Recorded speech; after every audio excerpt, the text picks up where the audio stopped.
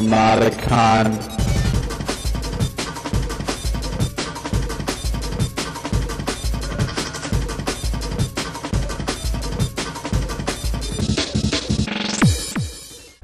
My name is Bruce Petro, and I work for AG Interactive. That's American Greetings Interactive.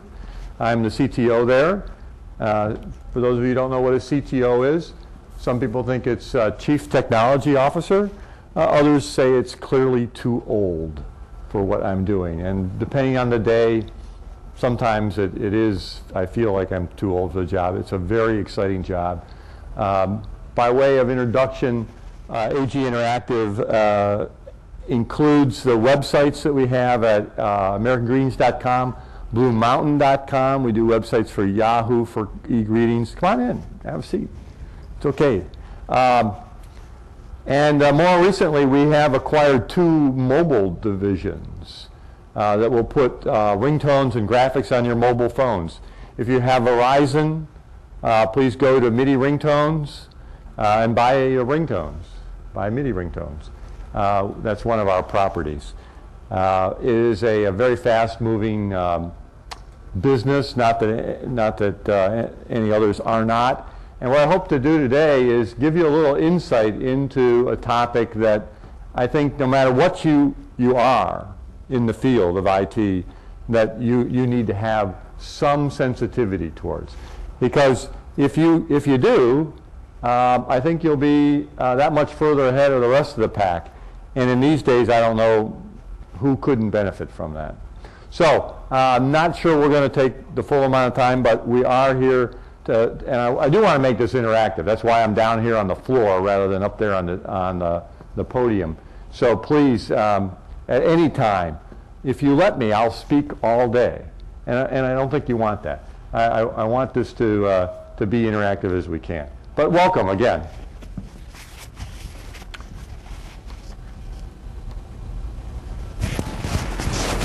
So okay, there's not a lot of gray-haired folks out there. That's okay. Or, in my case, thin-haired folks. That if you have been around for a while, this is the kind of hell that if you're in IT, and particularly in management, that you've been through. I mean, these things up here have been tough. And as I say, that you either got, if you've been in the business long enough, and gone through this, you either have gray hair or less hair than you had when you started. This is a lot of stuff. And so any of you who have been there and survived, congratulations, okay? Because it's a lot, okay? And those of you who haven't, you just got to understand that these things here, in fact, have been significant in terms of what it's done to our world in IT.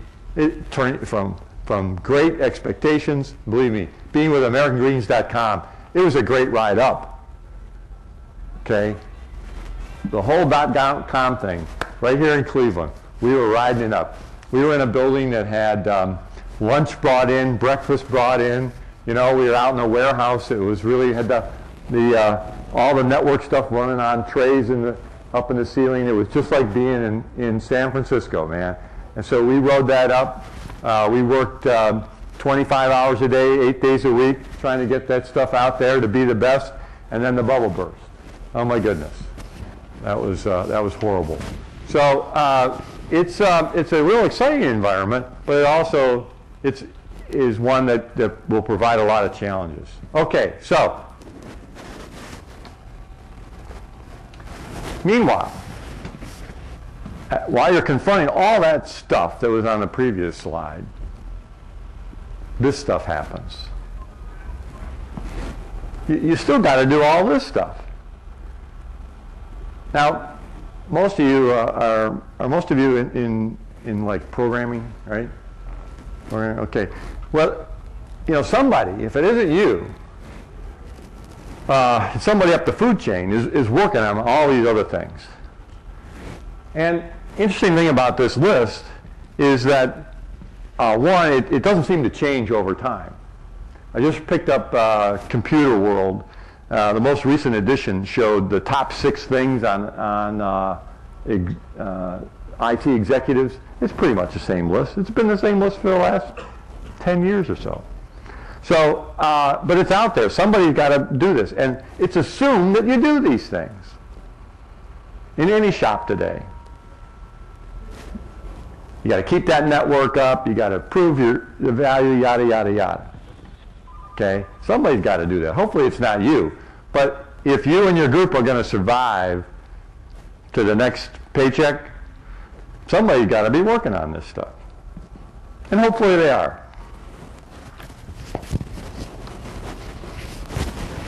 But now here's the rub.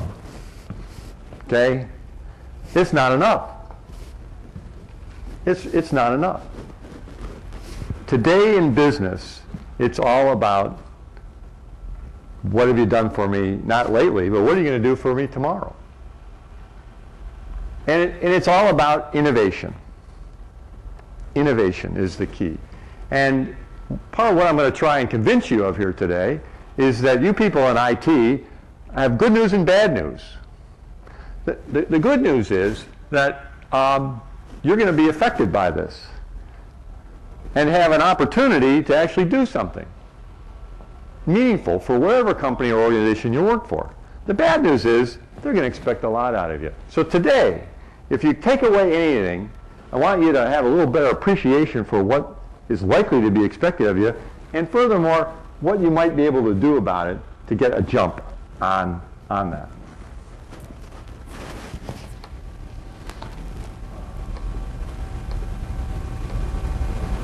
Okay, so what am I talking about? Well, you pretty much got to be living in a cave somewhere not to hear about innovation. There's a couple of examples up there in terms of publications that are in the last couple of months that talk about this thing about innovation.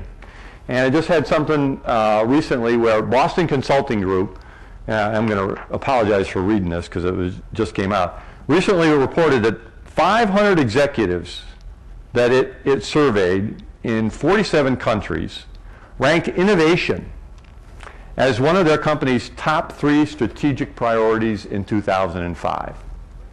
Wow. Innovation. Wasn't a word in anybody's vocabulary probably 5 years ago, but here it is. Business Week. It was their 75th anniversary. So you're this big magazine. What do you devote the issue to? Innovation. CIO Magazine, honorees for their top CIOs, a new category as of last year and how they rate people, innovation on the CIOs. Forbes ranks the top 100 companies on 5 factors, how they come up with the top couple. Guess what? Innovation was one of those things. Procter & Gamble's up there. I have a quote, and I apologize for reading this. This will be the last thing I read here. From the chairman of the board when they released their quarterly earnings. He says, P&G strategies are working. The strength of our innovation program and the diversity and strength of our portfolio continues to give me confidence that we can deliver yet another year at or above long-term targets. Here he is. It's the CEO, Procter & Gamble. They make toothpaste, everything else, right? He's talking about innovation is the way it's going to help his company grow. Finally, Fortune's up there. They had, in one of their issues, they had an innovation special. And I don't know about you, but my company wasn't in there. The companies that were there were like Pixar, Virgin Mobile, Starbucks. AG Interactive wasn't there. Okay? I got envied about those people are there and I wasn't. But it's in the news, and you should be aware of it.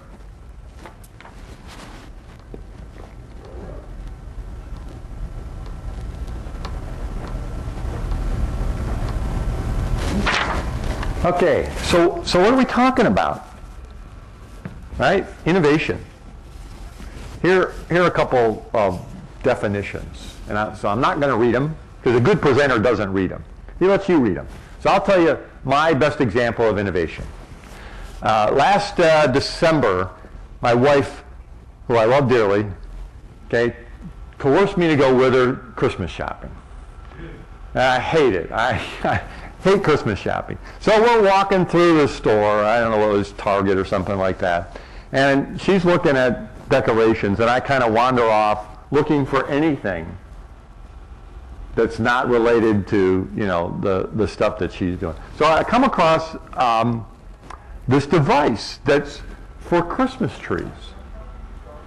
And it's this little ball, okay, in a platform. And it was advertised as being the easiest Christmas tree holder in the world. But you could see it, that somebody had really thought this out, that it was a ball and socket kind of arrangement. So in order to level the tree, you had infinite flexibility. And in terms of holding the tree in the stand, it had a little ratchet thing that was infinitely adjustable. And it's like, Gad, somebody finally got it. Because all I remember for years and years was going out with the kids, cutting down the tree, bringing it home. Everybody's real happy. Dad put it in the stand. Well, Dad's out there, you know, knee deep in snow with the hatchet, trying to get it in there. And you know, they were all waiting. You know, and so that's why we have an artificial tree. Okay, because I didn't want to do that anymore. I was too old for that. But you walk down the aisle and you go, that is it. Somebody really finally gets it. That's innovation. That's my innovation story. Somebody finally got it, okay? And that's what we're looking for. Some of the definitions here are what it is. I like the epiphany. Any of you guys, when you see it, and this could apply to even somebody's program, somebody's code. I mean, like the iPod, right? There's innovation. How cool is that, right? Somebody got it, right? And that's the kind of thinking that we're talking about. And it doesn't have to be big. It's really not a scale. It can apply to your own program, if you will. You can be innovative just at that level. You don't have to build the tree stand like that. But it's just not the next thing, by the way. That's a good part of what it's not. It's just not the next idea that you just keep doing and doing and doing and doing. That's easy, okay? That's not innovation. So I don't mean to be real educational here about what it is, but the whole point about it is, I think it's like the pornography thing. You see it. It's like a tree stand. When you see it, you'll know it. That's innovation.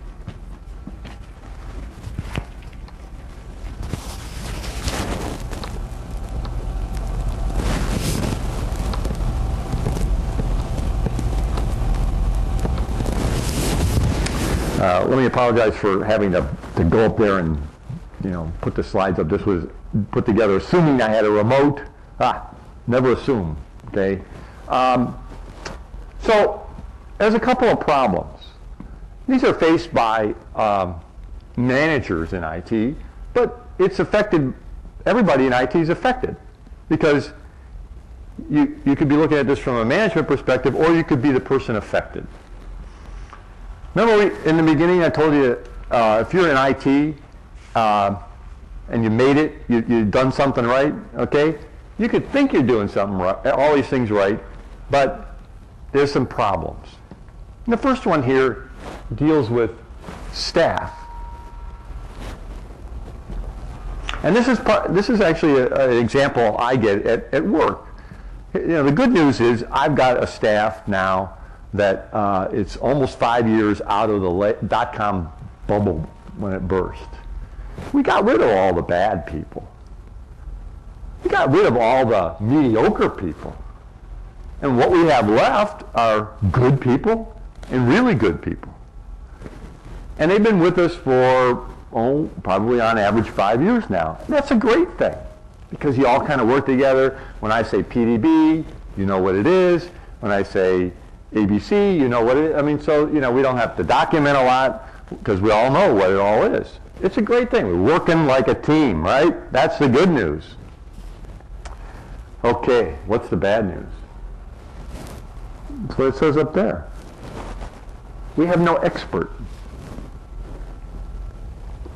My boss came to me last year. He says, who do we have that's on the cover of, Computer World? Who do we have that when you go to the Python conference, they're presenting, or in fact, even better, somebody's giving them an award for whatever it is they did? And I go, got no one. But boss, I got a lot of good people. But his question is, do you have any great people? And unfortunately, the answer is, I said, no, I don't. I mean, we're in Cleveland, for God's sakes. I didn't say that.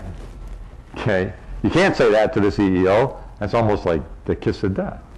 But in fact, we had another example where we have a gentleman, let's call him Fred, and he's doing one of the crappiest jobs in the company. This guy is supporting mass emailing software. I mean, it's the bottom of the barrel. And Fred, does an okay job. But he's not one of the stars. And so my boss says, get rid of him and get a person in there who's an expert. I said, well, that expert isn't going to want to do that job. His reply was, well, that guy will be able to do that job in half the time, and then go around and go do something else. Okay? That's a problem. Okay? Come on in, gentlemen. Come on in. We're going to be here for a while. Let me make up your mind for you. Have a seat. For those of you who are just joining us, we're talking about innovation. And the points I've tried to make before, and I could ask the audience because they've all been very attentive, is that it is one of the critical things in any company or business in terms of positioning your company for growth. And I'm here to try to convince you that anybody in the IT area has a role to play, and the more we know, the better off you and probably your company is going to be, and now you're up to snuff. So, okay, what do we do? And there's a suggestion up there. If you're in management, you better be doing this. If you're one of the people who really do work, you ought to be thinking about yourself in this context. Get yourself training. You got to fight for it. You got to get out there. It's training and exposure to the outside. That's how we fight inbreeding. This gentleman here and I were talking about the recent Python conference where he linked up with some people from our company. The reason those guys are out there is to steal ideas. I make no bones about it. That's why they're there. They're there to get into the community and to steal everything they can to come back and apply it. My rule is, if I send you out to a training class or a conference, you can go again next year if you can demonstrate that you paid for your trip by having to come back and apply something. That's what we want to do. You've got to, for your own self, fight for that education, fight for that opportunity to get out there and get exposed to this stuff. There's a wonderful community out there, particularly in the open source, for those of you like myself, okay, who are very much open source advocates, that's out there in community that you can learn from. Fight for that as an individual. If you're in any kind of management, you need to do that for your people. They may not become experts, but you're sure as heck going to get a reward on your investment in their time if you can send them out. But many times you'll find that it's up to you as an individual to make that case because the first thing that goes when money's tough, when money's tight, is the travel budget, the training budget. Okay, that's part of the problem, and we're going to get to that in a little bit of what the problem is.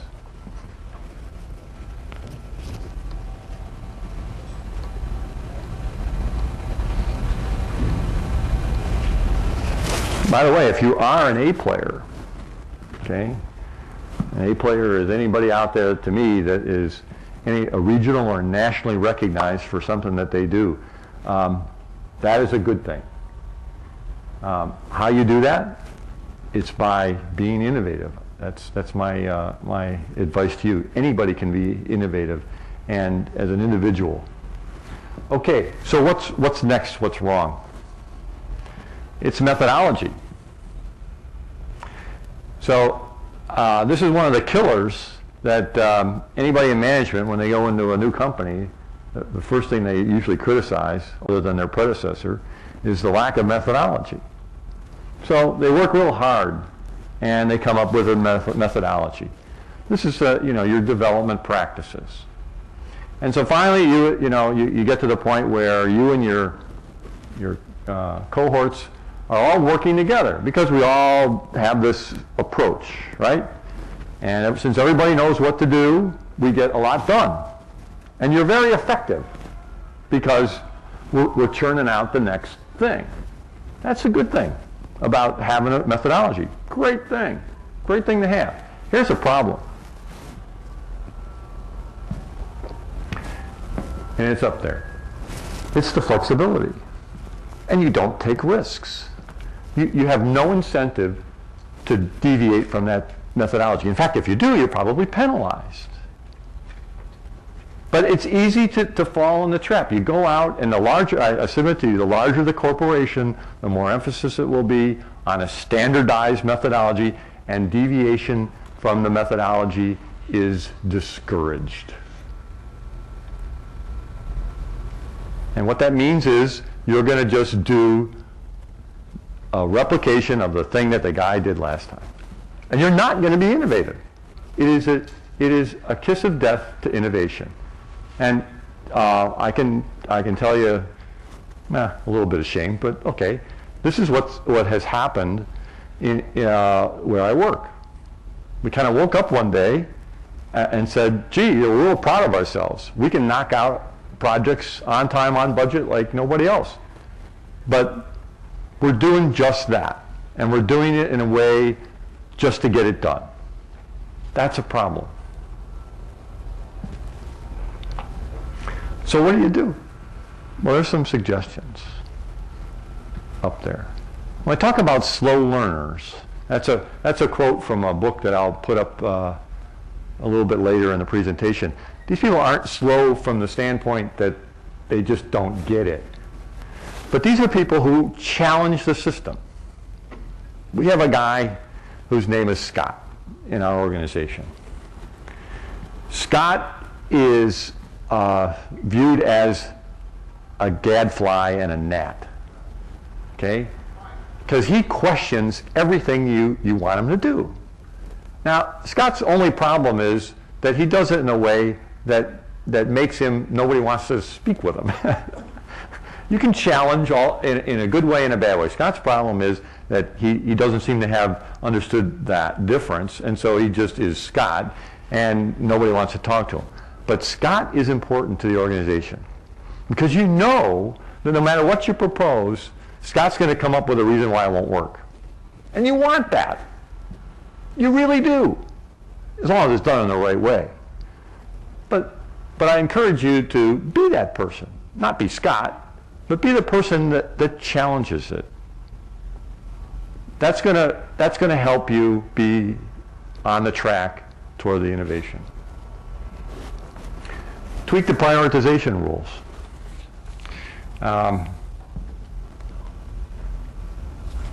Usually in companies, you've got this nice process, again, all part of methodology, that lets you decide what to do. We're going to do this project first because it's got the better ROI or net present value or whatever, over the other ones. And there's these things at the bottom that you just never seem to get to. And a lot of times it's stuff that would improve internal IT. Somebody's got to have the guts to just say, we're going to do this project because even though it doesn't shake out from a prioritization standpoint, We need to do it in order to get better. We need to take the time not just to put out the next widget or the next functional enhancement, whatever it is. We need to be able to get out there and do things better than we are. This is where the management's got to step up to it and break the rules. You're always under the gun. Somebody's got to have the guts to say, no, we're going to take the time out and we're going to actually think creatively on how to handle this situation. Somebody's got to have the guts to say, you know, we're accumulating crap. It's time to cut that out and do it right. It's not easy to do.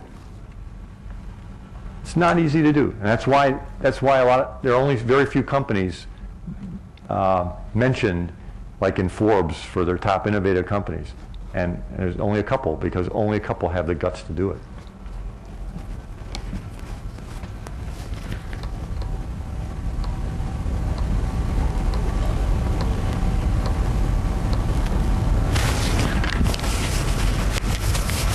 Okay, good control. This is similar to methodology in that you make a commitment. It's going to be done on time, on budget, and it's done. Boom.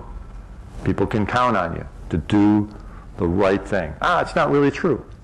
They can count on you to do the thing that they asked you to do. But in particular, in the business where I'm in the mobile space and the internet space, a couple of you may remember the phrase internet speed. Okay? That was to differentiate it from the way corporate America worked. It was faster. It was. I know, I lived it. I got news for you. Mobile. Putting ringtones on your phones, putting graphics on your phone, it's 3 times faster than internet speed. You really have to move fast. Time is your enemy. And it's also an enemy of innovation. Because you have to get it done in this amount of time. We only have this amount of time for analysis. We only have this amount of time for design because we've got to get it done. There is no opportunity in that kind of mode to be creative. We have the gun to your head. That's a problem. And, you know, to do some self-analysis, that's what we found out. We stifled creativity. We stifled innovation in our shop. So what do? There it is. You got to force it. Here again, somebody just says, we're going to take the time. Somebody has to have the guts to come up and say, we keep doing it like this, we're going to keep just getting marginal things, and that's not what's going to help the business grow. We're looking for that innovation. Remember back on an earlier slide? It's that epiphany. It's that leap. You can only get a leap if you have the ability to think in leaps and bounds. Force it. The parallel tracks, we had a project where we decided, okay, we're just going to put it on its normal track. And then we took another team and put them on a parallel track and said, beat them. Do it different. Okay? Take a little longer if you have to for some areas, but in the end, try to meet this, try to be innovative. And we did. Took a lot of guts. Didn't really work. But that wasn't the point. The point was, it was one of our very earliest attempts to try to change our culture. Culture is one of the biggest problems that's an inhibitor to innovation.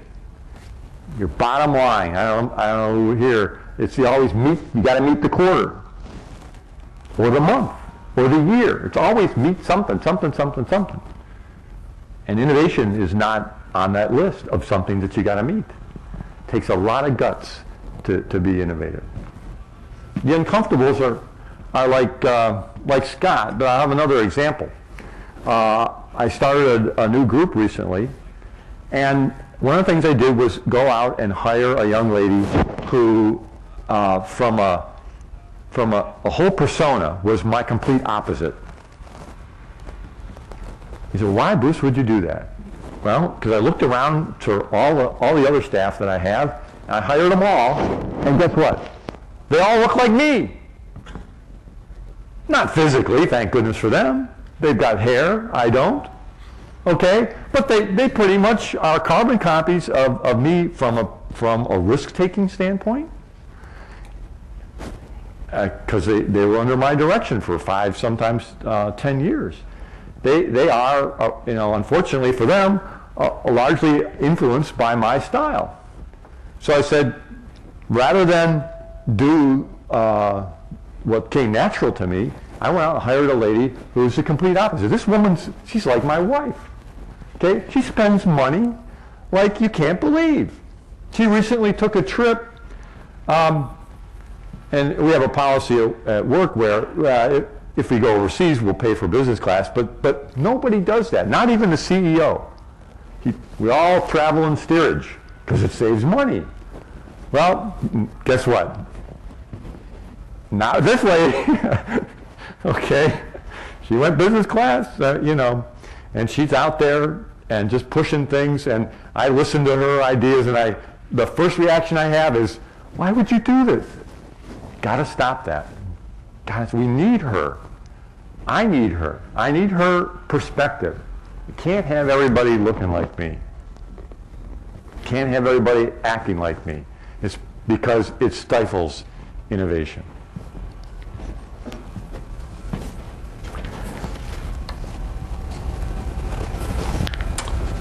Okay, some examples. Because I told you some of the failures. And by the way, there's nothing wrong with failure if it doesn't hurt you too badly. Actually, if you read anything about innovation, there really has to be a tolerance for what you might call failure. That is, everything's not going to work. It just won't. You talk to people like in Procter & Gamble, like 1 out of every 150 product ideas actually makes it to market. What P&G is very good at is failing early so that it minimizes the cost investment. But for every product you see out there, and frankly, I don't know why some of them work, there's hundreds that don't work. You have to have this tolerance for, quote, failure, that not everything's going to work. But here's an example of where, in fact, we specifically at AG.com, one of our divisions, decided we needed to be innovative. So what you see up there is a typical day of bandwidth for our websites. So it's roughly 80 megabits per second, okay, at its peak, when nothing's going on. Now, you should all go, wow, that's a lot. 80 megabits a second, is that a lot to you? You don't think that's a lot? Where do you work? I work for Platinum Tel. We do a little bit more than that. You do, on a daily basis? Well, good for you. Okay. Normally that impresses people that know that's hauling some big, Dollars. yeah, hauling some big dollars. Well, okay, that's what it looks like on a normal day. Let me show you what it looks like on Valentine's Day. Okay. Now that's impressive. I got an impressive thing, almost a gigabyte. Actually, that was 2003. 2004, we were about 1.4 gigabytes per second. That's hauling some serious bandwidth, okay? And this is our life. At AG.com, we literally have an engineering cycle of 364 days. That is, after Valentine's Day, we have 364 days to prepare for the next Valentine's Day. And we do. For those of you who may have read in Crane's Cleveland Business the week or after Valentine's Day, we had a nice article that showed that our site was up. Yeah. Okay? And Hallmark those people who were unnamed in Kansas City, they were down. And they had to do a lot of damage control, and we were laughing our butts off. It's a matter of pride on who can stay up. Well, this is what we were faced with. And by the way, things are so crazy that all you can do, you can see how that ramps up in bandwidth, all you can do at that point is just hold on for the ride. Because at that point, even monitoring is turned off because it's invasive. Okay? I mean, it's that tough. And we have 600 servers, by the way, in our server farm. And so either you did it right or you didn't. And see, you saw in 2003, there was some blips. Those were actually gates that we put up to redirect traffic. So even though it looks like there were some blips, they were planned, so we considered 2003 to be good. But we were sitting there.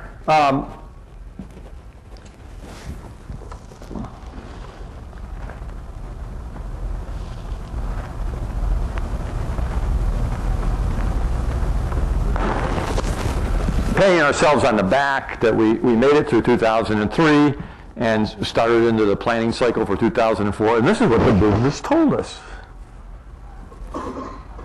Right? Great job, guys. Thank you very much. Store was open, took the money. Great year. Guess what for next year? Okay, we're going to triple the volume. Okay, anybody out there does capacity planning for their websites? Tripling your volume on a curve like that is enough to send you packing. And that's about the way we felt. Oh, and by the way, do it for less than $1 million. Now, you say, well, that doesn't sound unreasonable. Well, the infrastructure that we had was in the neighborhood of $12 million. Oh, and by the way, you have 6 months to do it. They didn't tell us the day after Valentine's Day. They told us somewhere in July.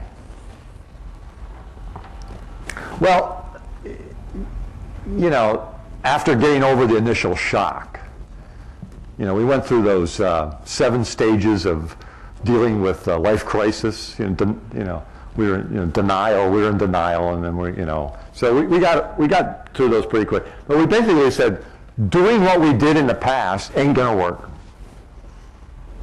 Duh, right? At least we were smart enough to know that. So we said, we got a problem here.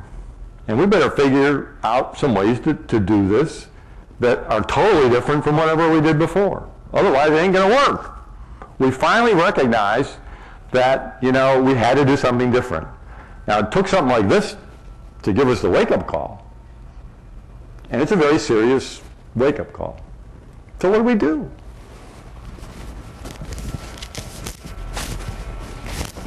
Trying to get this microphone to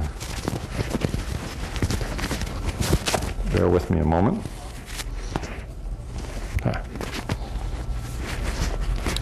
Okay. Still. Can you hear me okay? Yeah, we could hear you. Okay. No well, we did this thing. This thing we did was get rid of me. Right? Keep the management at bay. Geez. Bruce, stay out of it. Oh, you can tell how I reacted to that. But it was a good move on their part. Again, I trained them. They know what I would do, and they knew that was wrong or wouldn't be enough. So they said, we'll just report back to you. That was hard. Hard for me to just let go, but I did. And it wasn't perfect, but for the most part, they kept me on it. So then we did some unusual teams. Normally, you get one guy from the infrastructure group, and they do it, and it's normally George, right, because he does this. And when we get our number one guy for programming, put him on the team, and that's what we normally do. We said, nah, because otherwise we're going to end up with the same stuff. Those three always get together, and we have what we have. Got to stop that. We took people who really had no idea on what the infrastructure looked like and how it all fitted together. We put them on that team because they would ask the dumb questions. And we were hoping they'd have innovative solutions. And we decided to go to the outside, which we never do. I have this shirt in my office. Okay? It says, vendors suck. It's because vendors suck. Okay? I just, throughout my career, you know, I've been burned by too many people that all they want to do is take my money and run and use whatever bonus they got for selling me that piece of crap to go on a nice vacation. To the point where we went right to open source shop, and we just didn't want to look at anybody else. But again, we had to break that rule in order to come up with some innovative things. You had to do things differently. So, okay.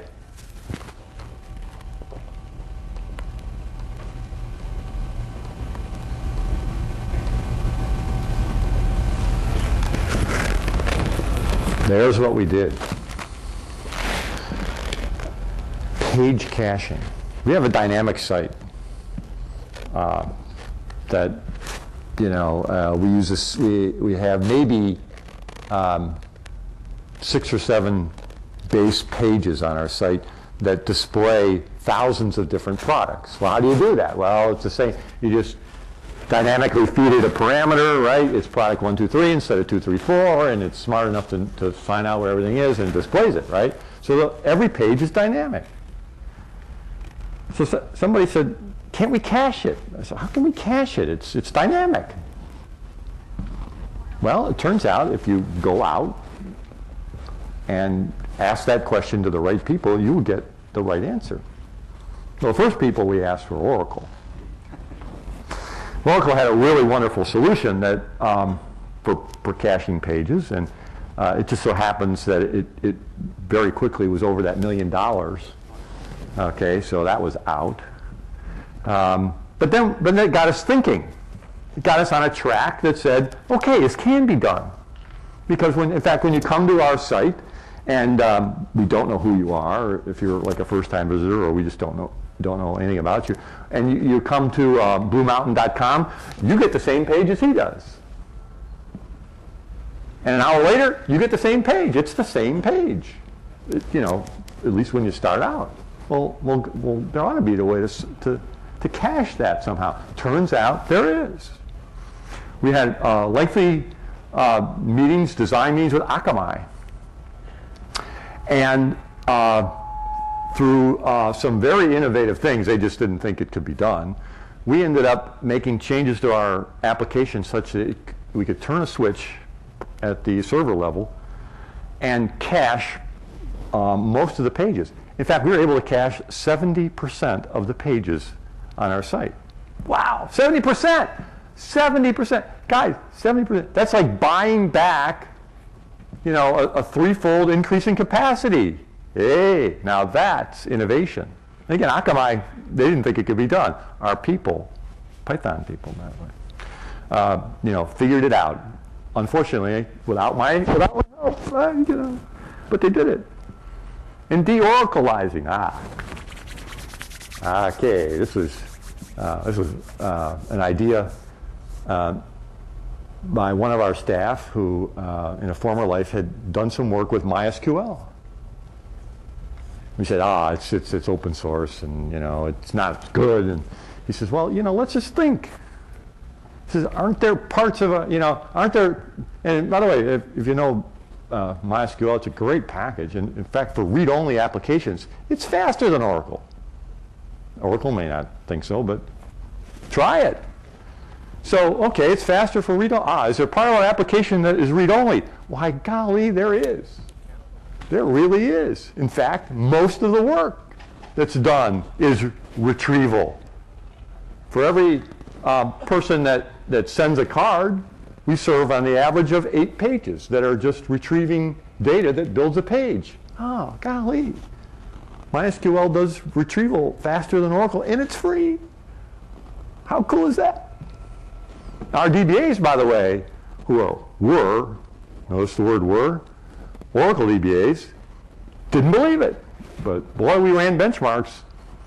My golly, now our Oracle DBAs are Oracle and MySQL DBAs. Okay? Load testing. Here's one of the reasons I had my shirt, is because over the years we bought 2 load testing software packages, paid for them, and they were for crap. They couldn't do the volumes that we did. Even if they could, we could never get them to reproduce a set of scripts that mirrored our environment reliably. And so, that's where my shirt came in. Vendors suck. So, Bruce, when I heard that they were going to go out and get load testing software to identify bottlenecks, my first reaction was, what are you nuts? Of course I went, and they did. They went out and bought it. And much to my surprise, they found bottlenecks. One of the more interesting bottlenecks was that it turns out that when you run servers in a rack, you can relate to this because you have a lot of servers, right? You fill servers in a rack, right? Or, you only get, it's about 22 U's to a rack, or 10 or 21 U's. I mean, because of the heat. It's all about heat. And we're out of the third party, so they have very restrictions on the density of stuff. Well, what we found out, much to our dismay, is that if you run the servers hot, I mean hot in the sense that you're running maximum load, right? Versus, which you get at that peak versus the little stuff, it draws more power. Now, that's nowhere in any of the specs. Nowhere. That when you run this puppy to its max, it draws more power. And we blew the circuits in the rack. And we were melting things because of the heat. And it's like, oh, crap. Better to find out now than on the 14th when all you can do is watch it melt. They found that. And they found a couple other bottlenecks as well. Incredible. And program optimization, we had here again, we had people that didn't write the code, look at the code. And it was tough because the guy who wrote the code was very proud of it, if you can believe that. I was trying to explain to my daughters, who neither of them are in IT, so there's a rule in IT. Every programmer thinks every other programmer's code is crap. Okay? So for him to give it up to somebody that never saw it before was hard.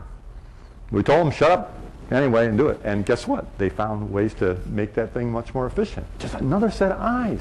But somebody that had no credibility, not that you don't, in that area. But we needed that different perspective. Last one, asynchronous processing, the one that is a good example of why you send people out to conferences. We had a guy go out to a conference, and one of the presenters was with a company that was trying to help the IRS. Who would want to help the IRS? Well, if they paid you, you would, right? So here's our problem. They were trying to encourage the submission of tax returns electronically.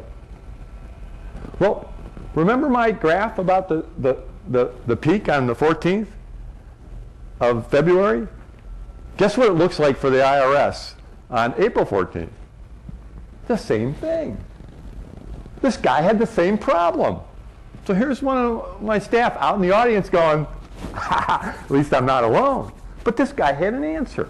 This guy had an answer. He says, we don't have to do all of the processing when we get a submission. Because the way they had designed the system, when you submit it, it had to do 1, 2, 3, 4, 5, 6, 7, 8, 9, 10 things in order to log it in properly and make sure everything is there. Well, this guy said, no, we don't have to do that. In fact, the only thing we have to do is say, we got it. And put it somewhere where we know where it is. And we can get it later. Hence the asynchronous component. This guy figured it out. No, break the rules. We don't have to do all those 10 things. We just got to catch it and put it somewhere where we know where it is. Well, guy comes back and says, what about greeting cards? When people are sending greeting cards, because what happens on the 14th is a combination of things. We have queued up millions of cards that are being held to be delivered on the 14th. And then we blow it out there, and all those people come, but a lot of times people come in at the last minute. That's the problem with it's the good news and the bad news about the internet. You can come at the last minute and send an e-card to your significant other or others, okay, and have it get there automatically. How do they know that you just, you waited till the last minute? They never know whether it was last minute. So they come, but you know what? You don't have to turn around and deliver it in the next 30 seconds like we do every other day. If you held it for 5 minutes, 10 minutes, maybe even an hour, how are they going to know? In fact, they don't. You'd never know. So he said, aha, why don't we do asynchronous processing of cards that want to be sent? And that's why that's up there. All that taken together, we spent less than that $1 million. We got it done in less than 6 months. And best of all, on both 2004 and 2005, it was like that MasterCard thing, flawless. Okay? It was, and all because we were forced to be innovative. We were forced into it. If it wasn't for the fact that we had those constraints that were totally unreasonable, we probably would have never done that and never learned the fact that ordinary course of business, we don't care about innovation. But we also learned that under stress, we could rise to the occasion. And that was a very important lesson. Very important lesson. Okay.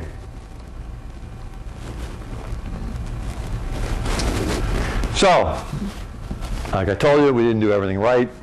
Got plenty of stories, especially on the not doing it right thing. So I got this group that reports to me called the product database. I mean, when you're in a business where your goods are electronic, our inventory is electronic, your product database ought to be the most important thing to you in the whole wide world. Yeah, okay. It turns out it's one of those shoemaker's children. It's a stepchild. But to me, it's one of the most fertile grounds we have for innovation. Part of what this group does is support the people who make our product. Hopefully, now see, you got mostly in the audience are men. How many people have sent an e-card here in the last year? Come on, don't be ashamed. Okay, actually, you guys are better than most. Guys, I don't know, for the lady in the audience here, I don't know how to break this to you, but guys are typically insensitive slobs, okay? Even though e-greetings allows you to be idiotically simple to send a greeting card, they in fact don't. 70% of our traffic is from women. Okay, but we do some nice cards, I think. I'll put my plug in for our sites. If you like a little edgier, go to egreetings.com or Blue Mountain. Some really good stuff. We have some really creative people. Okay, and a lot of it's Flash. And part of what my group does is help support these people. And I've said to them, I said, look guys, there is just this wealth of opportunity out there. People have Flash development forums. And they're very proud of their special effects that they put, and they put them out there for people to use. I want you guys to take 2 hours a week. 2 hours a week. And all I want you to do is go out and surf. Look for stuff to steal. Steal shamelessly. Why not? Heck, it's out there. They're giving it to you. Go grab it. I said, this is part of your performance. Right? your performance reviews. So we do this twice a year. We sit down, we say, did you do what we said? You know, yeah. How well did you do it? All that kind of stuff. I said, this is going to be on your performance reviews. So 6 months later, I come back to the manager, and I said, okay, tell me what we did with those 2 hours every week. He said, well, we didn't do too much. I said, what do you mean you didn't do much? Well, the bottom line is, they never did the 2 hours. Why? Because they were always trying to get that next thing out. Boy, if we don't get this out, we got to get it out for Mother's Day, and Mother's Day just doesn't move. So what do you think about holidays? You know, a lot of times you work under things. Well, it doesn't matter if you miss a month. Well, if you miss a month for something related to Mother's Day, you miss a year. Calendar's pretty unforgiving.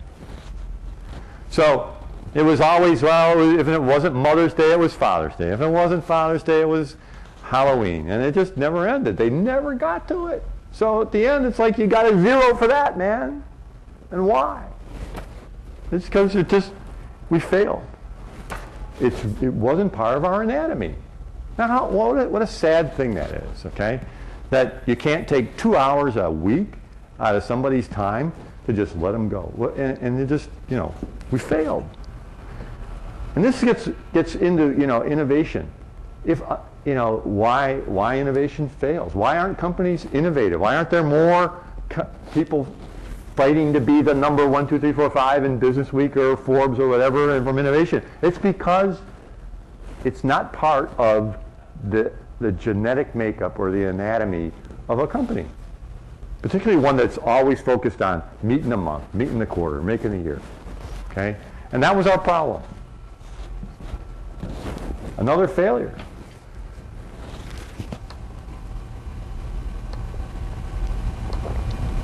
Okay. So here's another thing. This is really applicable to more of the managers. But one of the comments I got was from the CEO is, how come your data warehouse group isn't telling us where how to get sales up? Okay. How come your IT is not coming up with a new product offering on the cell phone? We don't see you guys doing this. You should be leading us to the promised land, because our business is largely technology. How come you're not doing this? And it's like, gee, I'm supposed to do this? But I found myself in a situation of having to really defend myself. The other thing he was asking is, where is your leadership in innovation as IT? Because you're fundamental to our business. It's a great thing about my business. In fact, the CEO's right. They can't do anything without me. They think they're a marketing company. They're wrong. Okay, they think they're an e-greeting card company. They're wrong. They're a technology company. They're a software company. Because what we really sell is electronic. We sell it through software. It happens to be through the web. They can't do anything without me. That's a great position to be in. They need me. But they're looking for direction. And that's a tough thing. Anybody who's ever in that position really needs to take some best defenses and offense, but try to partner. You can't do it alone. They can't do it without you, but you can't do it without them. And that's a tough point to get across. Where this line is between the leadership of IT versus the business. And it's the reason a lot of CIOs and CTOs don't make it, because they can't work this out. But it's all part of the corporate culture. Are they serious about innovation?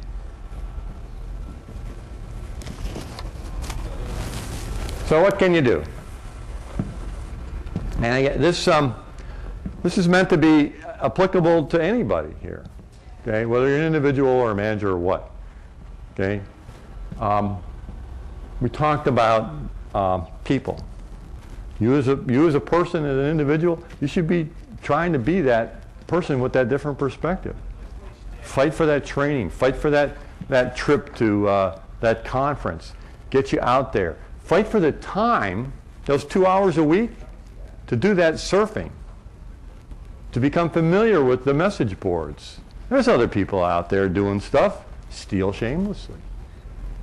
But it's also processes and values. One of the debates I had was, I said, you know, when we do this performance evaluation, we say, oh, are you a team player? Oh, okay. A little check mark there for team player. Do you communicate well? Oh, yeah. So is one of those things innovation? No, it's not. It's not. We don't grade people on innovation. If they don't grade you on it, it must not be important enough to put in our value system. Our processes, do they allow for time for people to think creatively, innovatively? If they don't, how can you expect to be innovative? You'll never be innovative without that. All these things need to be open to innovation as part of what your genetic material of your company is. If they're not, you can expect not to get that education, not to get the opportunity, and eventually the company is the one that's going to suffer. Don't let the company suffer, and don't let yourself suffer as an individual. You've got to be asking for these things. So just to tell you what we're doing in terms of trying to make innovation part of our company. And there are the steps up there for you to read. And this is tough. This is really tough. There's a book out, I think I mentioned in a slide or two, called The Innovator's Dilemma. Anybody ever read that by Clay Christensen? It's a great book. Basically says, look, the problem is just what I've been trying to say all the time. You've got to meet the quarter, meet the month, meet the whatever, and it doesn't allow for innovation. And that's a problem. It'll kill you. It'll kill you. And the book is full of examples about what happens. He talks about the mini mills, the mini steel mills, where they basically take and reprocess old steel, right, versus the integrated mills that start with the pellets. Well, his example is where they started at the bottom of the quality thing, and the reaction by the company, the U.S. Steels, was, oh, let them go, they can have the bottom of the barrel. But what ended up happening is now, the people that make the mini mills are buying the people who were the integrated ones, because they've made all the money. In our own business, American Greetings and Hallmark too, for the longest time we kept raising prices to where if you buy cards, and I know you guys don't because you're guys, okay? By the way, 95% of cards are bought by women, so don't feel ashamed, you're not alone. Okay, but they gradually took the average price for a card from $2 to $3.50, and we're sitting on enjoying the money rolling in. Well, what happened was technology came along, and where it used to cost hundreds of millions of dollars to buy presses and get paper and ink and all this stuff to make greeting cards, technology dropped the price of a really good quality press to $500,000. Well, ended up happening, you ever hear of the dollar card stores? That's how they do it. They don't have the cost structure that AG has inherited and maintained, and they don't have all the overhead. So they can offer a card for $1 and make a good a profit on it when we can't. And we were caught, and when it came out, AG said, oh, that's not going to catch on. Who wants to buy a dollar card? Turns out, guess what? Lots of people want to buy dollar cards because they're sick and tired of paying $3.50. Again, you guys wouldn't know. You're guys, you don't buy cards. And when you do, you don't care because it's Valentine's Day and you just got to buy it anyway. but a lot of people care. So now they're all looking at their cost, AG's look, and Hallmark too, looking at their cost structure. We have to find a way to offer a dollar card and make a profit on it. And that's going to take innovation. Anyway, this is what we're trying to, this is hard. This is hard. Again, the book tells you why it's hard, and believe me, it is. We're not making a lot of progress on this. This was a plan that I put together in November. Here it is, April. And I got to tell you, we're still struggling to do this. That's 5 months. We have very little to show for it. Again, it's hard. We're trying to do this with the head of the European Mobile Group. Well, he's got his own troubles. What do you want to do, John? Don't talk to me now. I'm busy, you know. How about you, Brian? What do you want to do in California for the U.S. Mobile Group? Don't bother me. I'm busy, you know. How can you do innovation when everybody's... So we're struggling. It's tough. It really is. All these things we've tried, and avoiding dashing people's hopes and dreams. You know, we got together this group of creative people and said, gee, brainstorm, what can we do? What can we do? We came up with this idea list. And we said, we're not going to disappoint them. When they give us it, we're going to give it serious consideration, and we're going to do something. And we haven't. And those people aren't going to come back. And they're very creative people. Okay. I'm going to skip that one. That's just making the point that maybe if you're lucky, there's some place in your company, if you're in a larger company, that has some sort of group that's doing the innovation. Now, if there is, you want to piggyback on it. What I'm going to show you is the process that our AG corporate group is actually trying to install at corporate to build this pipeline of ideas.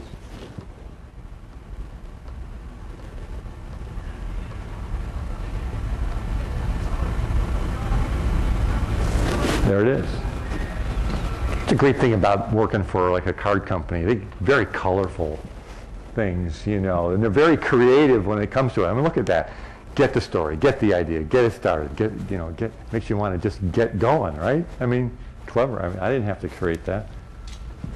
So this is what they're doing. They have this process that allows people to submit ideas, and it goes through these gates. Much like we talked about Procter & Gamble, right? In order to come out with good products, you got to have, at the end, you got to start with a lot of ideas and filter them down, right? You got to do that. You can't expect everyone to be a winner. It just isn't going to happen. Fail often, but fail early. So this is their process that they've got. And so remember I told you about stealing shamelessly? We stole that. So we're trying to do that too. But you know, you can steal this one. But hopefully you're in a company that's got one like this. If you don't, that's a warning sign. Tell them they ought to have one. Otherwise they're going to be like AG. Tell them about the dollar stores. Do you want to be like AG in the dollar stores? No, you don't. You want to be the dollar store guy. Those are the guys that were being innovative. They figured it out. The technology dropped that cost of entry, boom. Be the dollar store guy. Okay. So it's easy to get started. And again, whether you're an individual, you're a manager, you're running your own company, there's stuff out there. If you want to go out to Amazon and type in innovation, okay, you get like, I don't know, maybe somebody can do it when you're online. Somebody do that for me. Who, get a volunteer? Can you get on Amazon, search, type in the word innovation, tell me how many titles come back. So while he's doing that, these are 3 of my favorite books. You know, they're really good. You know, part of it is just seeing somebody's already tackled this, or thought it through, and probably much better than you or I can. So steal. It's a great reading, easy reading, and I think some great points. They're eye openers, because I read this book, The Innovator Solution. It was given to me by a young lady who's an entrepreneur here in town, and I put it on my shelf for about a year. And then one day I got around to reading it, and I'm going, oh crap, I should have read this a year ago. I gave it to my boss. My boss goes, oh, geez, this is us. We're gonna go the same route that the steel mills went, because we could see it was a problem. So he takes it and he gives it to corporate. Well, 3 months later, at a management meeting, we had Clay Christensen come in. We paid this guy a speaker's fee of some unheard of amount, and he came in and he spoke to the entire senior AG corporate team about this. It was a wake-up call to the whole company. Wow. Sort of like that guy we sent out about, that saw the IRS thing. What a series of events. So just by that lady giving me this book, we had this guy in, and we started all these programs. It's a wake-up call. Sometimes it's very humbling that you're in danger of becoming like the steel mills. How many did you get? 11,508. 11,000 plus, okay? So there's plenty of books out there. Obviously fertile ground. A lot of people are thinking about this, and you can get as many ideas that you want. By the way, the weird ideas that work, they're the ones that have the people that you don't like. Get the people that make you feel uncomfortable. That's one of the quotes from there. Get that Scott, get that person that makes you feel uncomfortable. Here's 2 good websites. You can spend I used to get their weekly emails, but then I fell into that 2 hours a week. I couldn't keep up. They're just generating ideas all the time. White papers, free, great advice on structure, either at the individual level or for companies, and how you build innovation into your company. It's out there. It's yours for the taking. Nobody does it, or very few people do. And the reason is you got to meet the month, you got to meet the quarter, you got to meet the year. We don't have any budget, yada, yada, yada, okay? It's reality today. But the sad part of that reality is that it's killing the creativity. It's killing it. The people that I see the most creative, I think I may have a slide on this. I think I do. Hang on.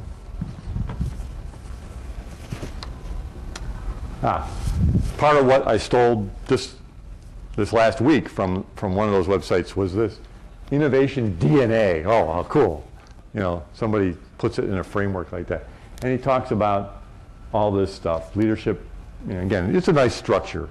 And the whole point of it, you just keep going out there and you keep finding stuff and steal it. Steal it.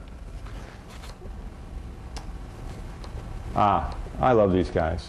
Anybody familiar with Nottingham and Spurk? They're local. Oh, you are? Yeah. Yes. Works there. You've done work there? No, my best friend works there. Oh, okay. Wonderful place. It's here in town. Okay? They had a building on what, Bellflower? The Cleveland Art Museum. Okay, and so they're in town. These 2 guys, wonderful guys, John Nottingham and John Spurk, strangely enough. And they're like 2 artists that graduated from Cleveland School of Art and figured out they had to make a living. Oh, how sad was that, right? So not as artists, but they're basically an idea firm. Idea firm. Oh, how cool is that? And they're very successful. And they're wonderful gentlemen to meet and speak with. But one of the things they early had was the spin pop.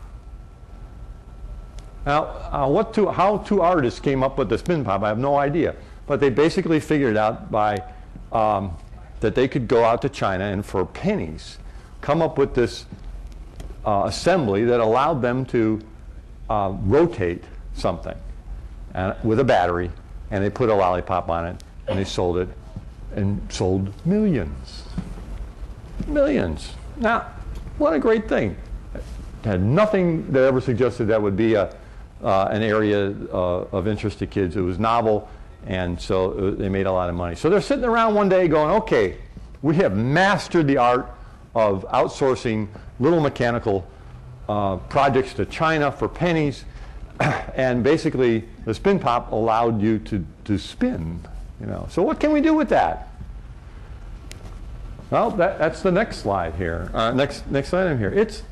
Anybody have one of these Crest toothbrushes? Hey, I got one. I got one. The market, when they entered the market for electric toothbrushes, was 3 million units a year. And no one would ever want to enter it, a market like that. There are already 5 or 6 competitors. Who would want another electric toothbrush, by the way? Well, these guys said, well, we got the spin pop. We can add another gear to it, and it'll make a toothbrush. Well, okay, well, why do we want to do that? Well, we could sell it for $5. Well, most electric toothbrushes are like $25 or something like that. These guys, did it on their own, did it for 2 years on their own, finally sold it to Procter & Gamble for like $400 million. All because of a spin pop. All because they sat around, took some time and said, what can we do with something that goes like this? Something that goes like this. And they came up with this toothbrush.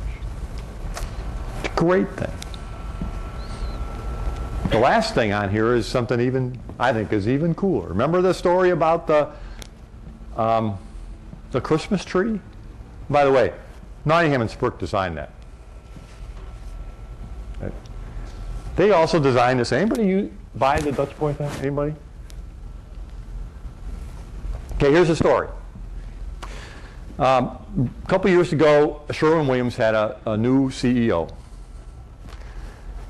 they're talking about, their positioning in the marketplace, yada, yada. So the 2 guys from Nottingham and Spurk come in and say, and give him a demonstration. How they got his ear, I don't know, but they got an audience with this guy, and they said they showed this guy, look what people have to go through to use your product. And they brought out a paint can. Now, everybody here's probably used, painted, right? It's a mess. You can never find that hickey that they give you, that helps you open a can. So what do? You get a butter knife or a screwdriver or something like that, and then you finally get it, and it's a mess, and you get the lid. And you don't know what to do with the lid, right? And then it's just, and you're pouring it. I've got this little plastic thing you put on it, but it helps. It's a mess. It's just a freaking mess. Nobody likes to paint because of the paint. So these guys said, you really don't, you have to look at it from your customer's perspective and understand why it's just not a pleasant experience. And by the way, we have an answer. They're not dumb. You shouldn't go into a manager with a problem unless you have an answer for them. So they did. They had an answer. And it was a prototype of what you see here. This thing has got 15 patents on it. 15 patents. Nottingham and Spurk has a goal. They have a goal to have more patents than Edison. That's their goal. In their offices, they have this tally of here's Edison, 1,000 plus patents, and here's where they're at. They're at 600 and some. They're going to beat them. That's their goal. Have more patents than Edison. I think they'll do it. This thing is so cool. Got a handle rather than a handle this way. It's a handle because you can pour it. A woman can pour it. That's the other thing. They said what they want to do, how they open up the market, is women want to be creative and do this stuff, but they don't because it's messy and it's ooky and they just rather have the guy get dirty. Okay? They have a handle on it, you pour it. And when you open that up, by the way, you don't need any tool to open this up. It's a twist on. And it's got 2 things on it so a woman can do it with average strength. And when you open it up, it's got a spout that comes out and it folds back in. How cool is that? And it turns out that, so from the customer standpoint, this solves a whole lot of problems. It turns out that paint cans have a 20% return because they get dinged somewhere in the process of handling. And if you're like me, you don't buy a paint can that's got a dent in it. You just don't, because Why? The one next to it's got, so it's a 20% return. Guess what, if you bang this around, it doesn't get dented. So can you imagine from Sherwin-Williams getting 20% more, getting rid of 20% of returns because they don't dent? How cool is that? What a great idea. These guys are just amazing. You want help in being innovative? These guys are a great source. They're right in town. They're real expensive, but they're right in town. They do believe in Cleveland. They're staying here. I have Google envy. I have Google envy. Every time I go to their site, they have this new tab. There's something new there. I mean, since they went public, they've come out with, the language translator, the maps. I mean, it seems like it doesn't stop. And, off the home page is a link to the labs section, the stuff that's coming. My goodness, and that's just what they're showing to the public. You know that back there, they've got the next 2, 3, 4, 5 things they're working on. These guys are incredible. They have this engine, this wonderful engine. What can we do with it? Well, I guarantee you that they've got the time to sit down there and to think that through. They have the time to do that because it's evident in what they do. Who's got the desktop, the Google desktop? Okay, how cool is that? Oh, it's just, well, why would we want to do that? That's just like Microsoft Search. Hell, it is. No way it's the same. Okay, it's a great thing. It's, they're thinking. The maps. Why would you do maps when there's MapQuest and Yahoo Maps and all that stuff? Because I can do it better. And they did. They think it through. They have a culture. I'm guessing. I haven't had the luxury of getting to know these fellas. I'd love to do it. That encourages thinking like this. It's innovation. What can we do with this stuff? How do we do it? I mean, it's part of the way they work. That's the kind of thing that and they have and they didn't have that, it's not like they were bringing in a whole lot of money early on, right? They struggled. They struggled right through. They stuck with their product. They believed in their product. Okay? They had all sorts of competitors out there. They thought they had the best. They stuck with it. And this is the result. I have Google envy. Google envy.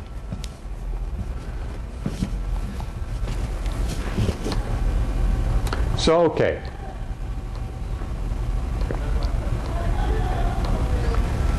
We're getting close.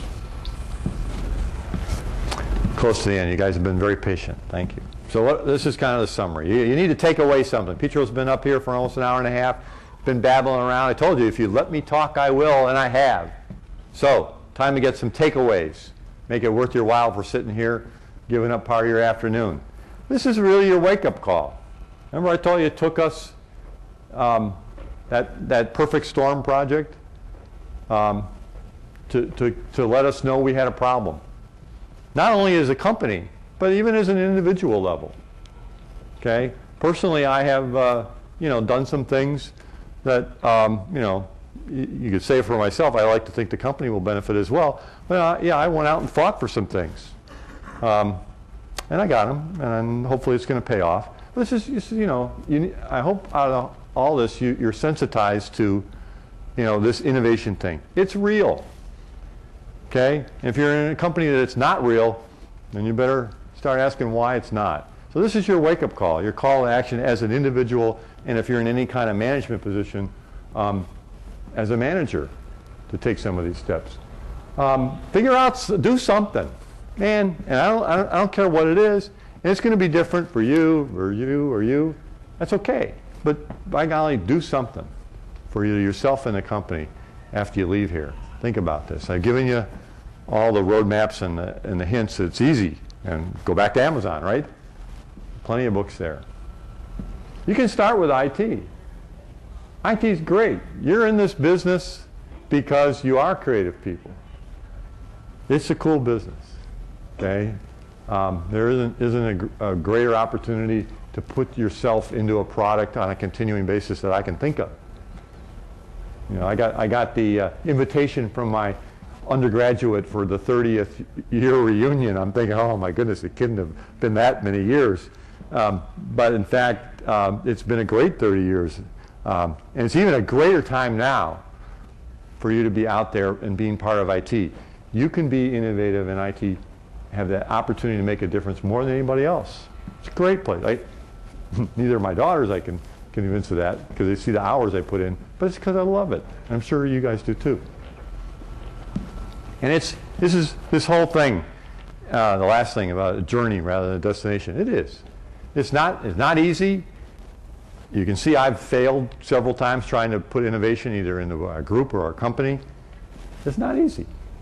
But think of it as a journey, not something that you do just once. Okay, so for those of you who have been observant through all this time, you should know by now that I'm somewhat of a fan of Mr. Da Vinci. Okay, all along we've been showing some of his drawings and things. A great creative guy, and how many of you read the Da Vinci Code? Okay, a couple. A great easy read book. But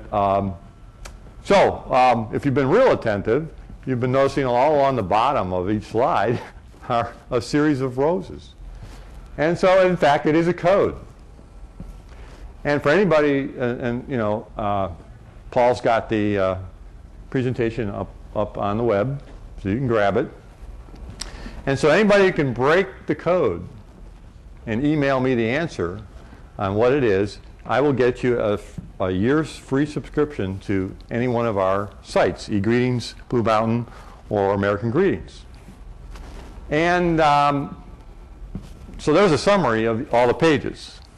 And since I'm a nice guy, I'm going to give you a hint. And that's the hint. Ask key code questions. And even another hint, I've given you the first answer. So that's out there on the web. I don't think anybody had memorized it. And with that, that is the end, and I'd be willing to take questions, especially if someone could get me a glass of water.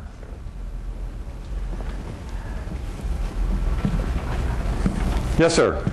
You talked about sending your guys out into the world to PyCon and having them surf the web a few hours a week and things like that a lot, and see what other people have done and steal what you can and put it to new Right. innovative uses. Do you guys do much in the way of contributing back so that other people can say, hey, they did something really innovative. Let's see if we can try to be as cool as them. Okay, the question was, since one of Bruce's Petroisms is to steal shamelessly, what am I doing to further enhance the art, if you will? Very little.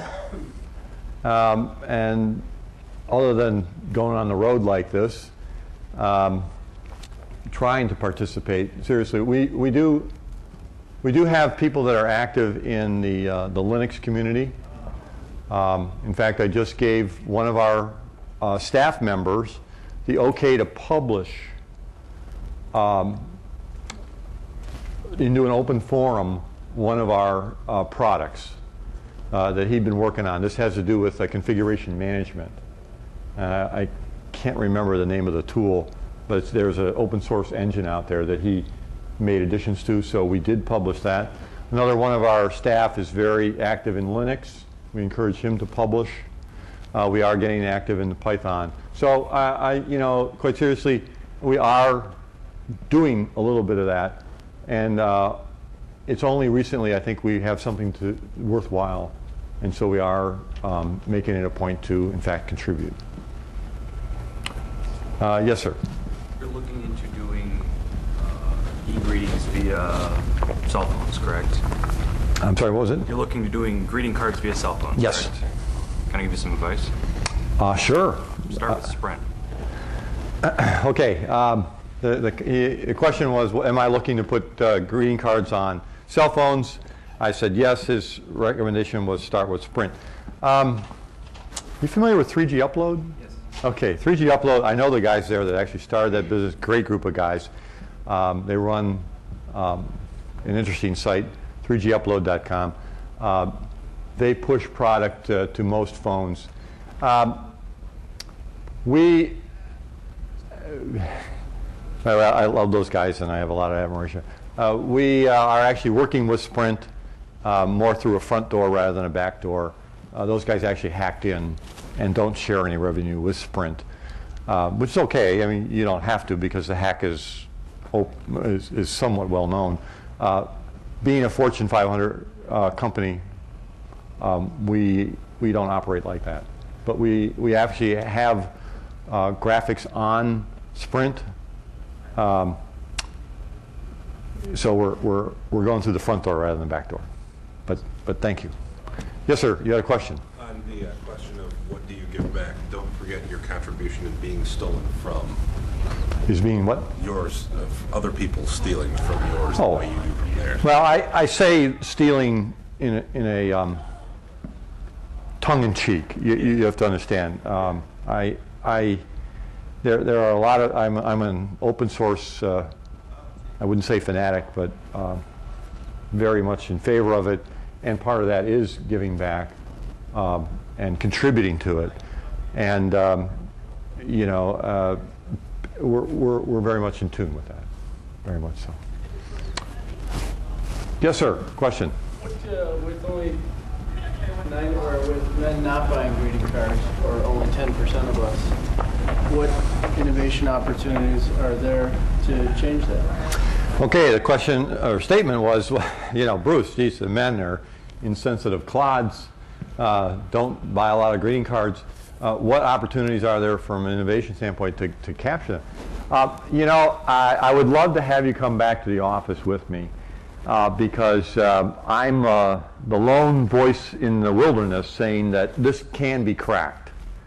And unfortunately, the decision has been made to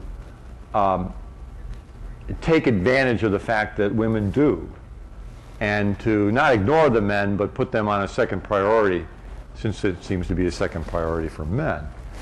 So this is an interesting debate that I have with the people that run the websites, who, by the way, are all ladies.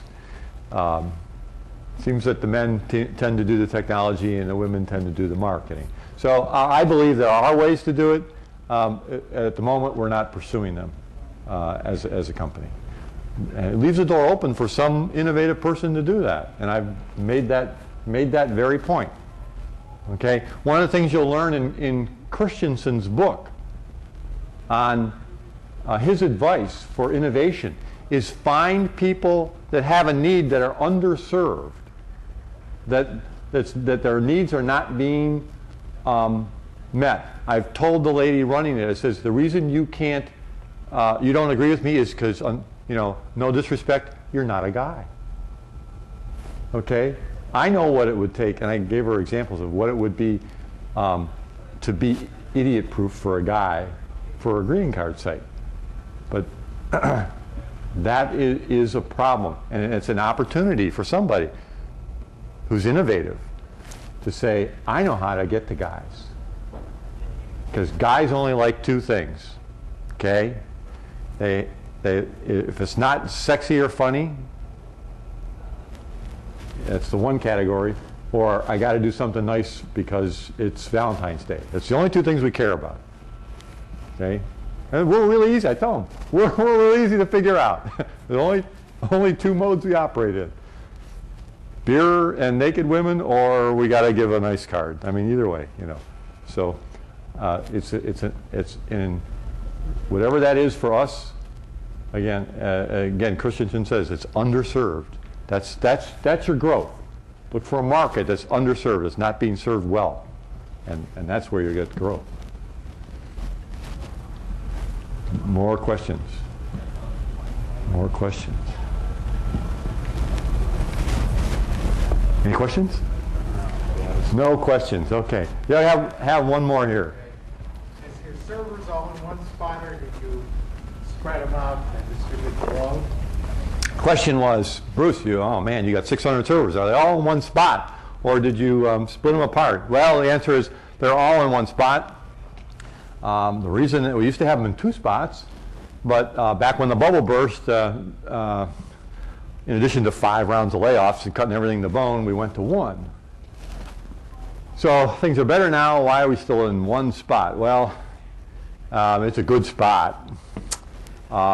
Nothing short of a direct hit with a real powerful missile is going to take out our data center.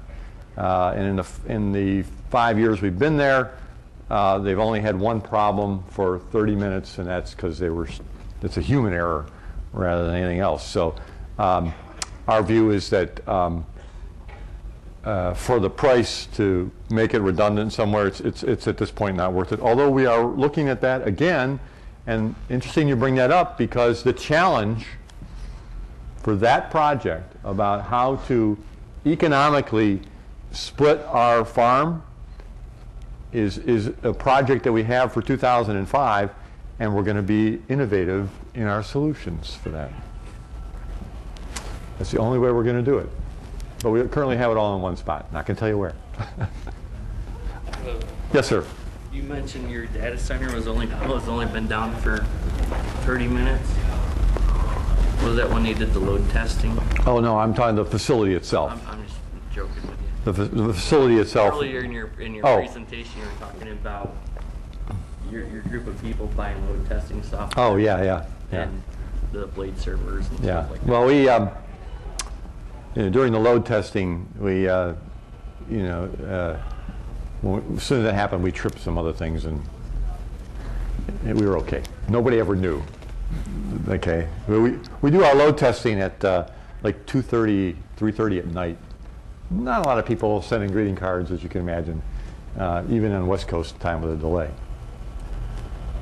Any other questions? Yes, sir. We do have a question. Yeah. See, I was just hoping that you were even paying attention here. You have. No, I got a lot. I wanted to.